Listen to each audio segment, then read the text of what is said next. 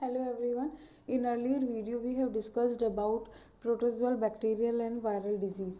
Now we will be discussing about disease caused by helminths.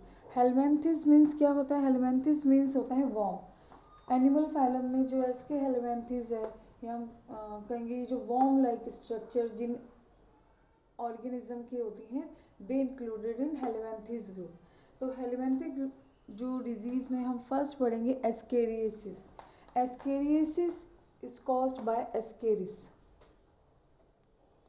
Ascaris is also known as round warm.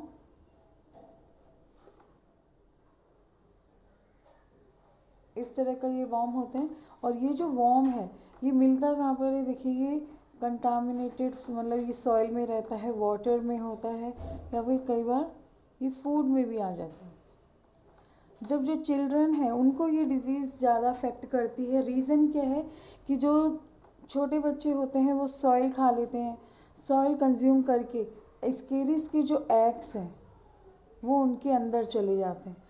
जब वो eggs की hatching होती है यानी ये वॉर्म जो है ये मल्टीप्लाई करते हैं उनकी जो गैस्ट्रिक जो इंटेस्टाइन में. तो हम कहते भी हैं कि जब छोटे बच्चों के पेट में दर्द होता है तो कहते हैं कि पेट में कीड़े होंगे. That is because of ascaris round worm and disease is called is ascariasis. तो अफेक्टेड ऑर्गन है एलिमेंट्री कैनाल. एलिमेंट्री कैनाल में ये अफेक्ट कर सकता है गॉल ब्लैडर को, बाइल डक्ट को या अपेंडिक्स तक को भी ये अफेक्ट कर देता है. स्वेलिंग आ जाती है और कई बार ये क्या करता है कि ये अपना नंबर तो इंक्रीज़ करता ही है लेकिन समटाइम्स ये अगर सीवियर यानी अपना नंबर सीवियर अगर हो जाए कंडीशन, सीवियर केस में क्या होगा कि ये अपना नंबर इंक्रीज़ कर रहे हैं कंटिन्यूसली और ये फीसेस के साथ भी आउट होते हैं. यानी छोटे बच्चों की फीसेस में ये ईजिली विजिबल हो सकते हैं अगर उनके पेट में कीड़े हैं तो, यानी एस्केरिस जो राउंड वॉर्म है.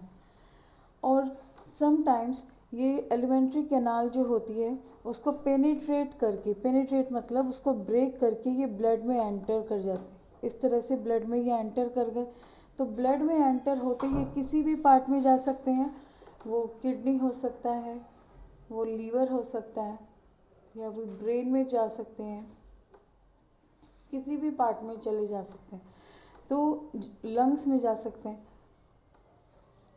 सीवियर कंडीशन में क्या क्या सिम्टम अपीयर होंगे कि निमोनिया हो जाएगा, फीवर आएगा और कई बार फिट्स भी आने लग जाते हैं, अनकॉन्शियसनेस हो जाएगी.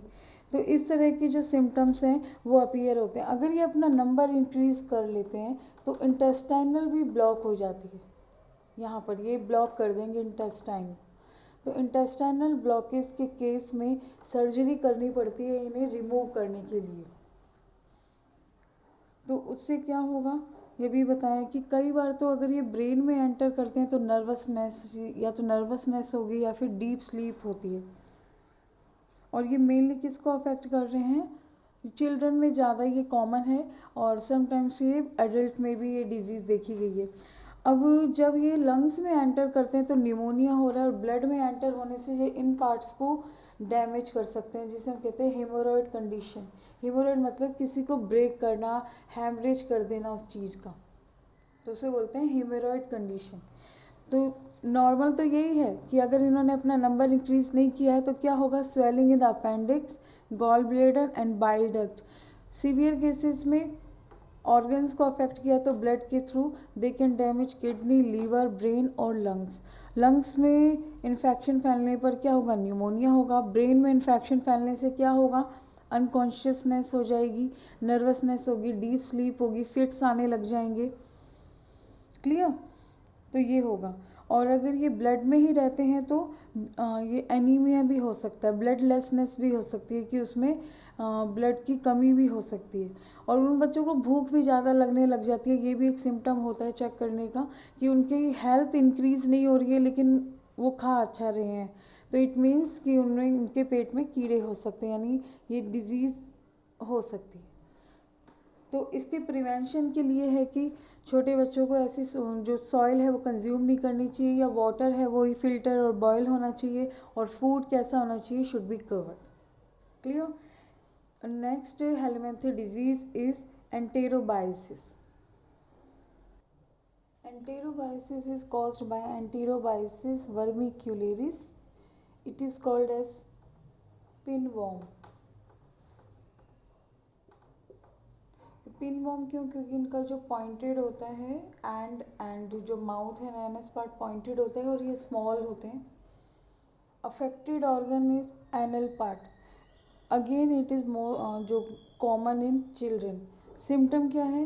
Etching around the anus, redness हो जाती है, इचिंग होती है कंटिन्यूसली. और उन बच्चों में क्या होती है? लॉस ऑफ एपेटाइट, भूख नहीं लगती है.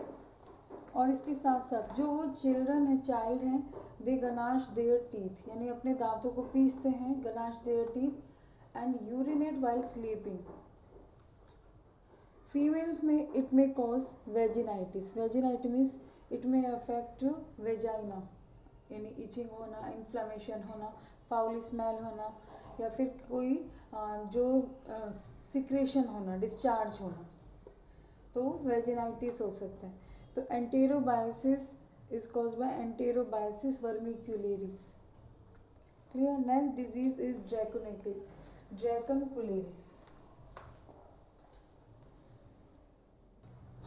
Next disease is dracunculiasis. It is caused by Dracunculus. It is known as guinea worm or naru worm. Mostly common in African countries and African tropical areas. This worm lives beneath the skin of arms, legs and shoulder. ये क्या होता है? ऐसे गया blood में या water के through गया तो ये क्या करता है कि ये जो सबक्यूटेनियस स्किन होती है, यानी हमारी जो स्किन है उसके ये बिलो ही रहता है, या तो आर्म्स में रहेगा, लेग्स में रहेगा या शोल्डर. कई बार क्या होता है कि इसमें मेल और फीमेल तो अलग होता है. तो कई बार होता है कि जो फीमेल वॉर्म है, फीमेल वॉर्म जिसने एग बियर कर रखे हैं, वो क्या करती है कि tries to come out of the skin, कि स्किन के बाहर आने की कोशिश करती है. ठीक है. और अदर सिम्टम क्या है? इचिंग होने लगती है, इन्फ्लामेशन होने लगता है, स्वेलिंग है, पेन होने लगता है. ठीक है. और ये अफ्रीकन कंट्रीज़ में क्या करते हैं कि जब ये वर्म की फीट से आने की कोशिश करता है तो एक वुड स्टिक से इसे रैप कर लेते हैं. ये एक ट्रेडिशनल मेथड है इस वर्म को निकालने का, क्योंकि ये वर्म जो है वो फीट के यहाँ से ये बाहर होने की कोशिश करते हैं और ये उसे रैप कर लेते हैं. इस तरह से रैप करने के बाद कई बार ये रिस्क रहता है कि ये जो वॉर्म है ये ब्रेक हो सकता है, अंदर ब्रेक हो सकता है, तो भी क्या होगा? इन्फेक्शन फैल सकता है. ठीक है. अदरवाइज तो ये सर्जरी से ही रिमूव होते हैं. Next disease is taeniasis. It is from प्लेटी हेलमेंथिस. ऐसा नहीं है कि ये सब एसके हेलमेंथिस हैं, कुछ प्लेटी हेलमेंथिस के हैं, कुछ एसके हेलमेंथिस के हैं. तो यहाँ पे टीनियसिस जो है ये टीनिया वॉर्म से होता है. It is also known as tapeworm. ये फ्लैट होते हैं, इनकी सरफेस फ्लैट होती है, ये सिलेंड्रिकल नहीं होते हैं.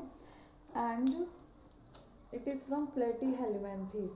Plate like means flat warm. और इनमें भी टीनिया जो होता है उसको टेप वॉर्म कहते हैं. अब टीनिया जो है वो एलिमेंट्री कैनाल को अफेक्ट कर रहा है. After affecting the alimentary canal ये इसमें ब्लड की कमी हो जाती है, एनीमिया हो जाता है. पेशेंट फील एक्सेस हंगर, ज़्यादा भूख लगने लगती है.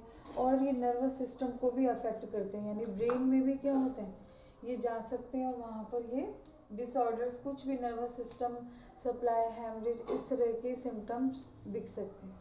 तो यहाँ पर हेलमेंथिस से होने वाली हमने 4 डिजीज़ पढ़ी. फर्स्ट वन जो थी वो dracunculiasis, taeniasis and ascariasis and enterobiasis. Clear. Thank you.